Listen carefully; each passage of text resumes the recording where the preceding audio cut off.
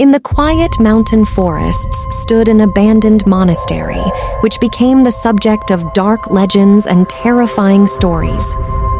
The monastery was built in the 18th century and served as a place of prayer and religious acts. But over time, it turned into a place of horror. Legend has it that the monks of the monastery were beset by inexplicable events and supernatural phenomena. According to one of the stories, one of the monks began to predict terrible events, which then actually happened.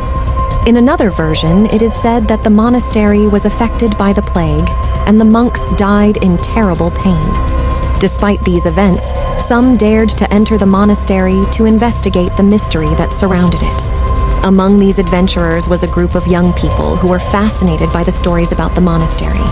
When they entered the abandoned monastery, they found the place quiet and cold, as if a cold spirit of the past had greeted them. They made their way through the dark corridors and came upon a chilling revelation.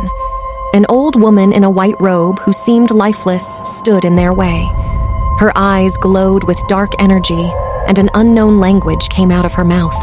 The threat in her eyes made the young adventurers flee, but that was only the beginning of their terror.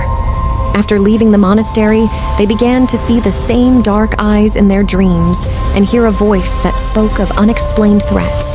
Despite trying to turn away from the monastery and its dark secrets, they were still close to an unknown force trying to bring them back. This story is inspired by real abandoned places and the dark legends that surround them. With any real event, there are many unexplained secrets and mysteries that become the basis for horror stories. It reminds us that perhaps some things should remain unrecognized because revealing them could bring terror into our lives.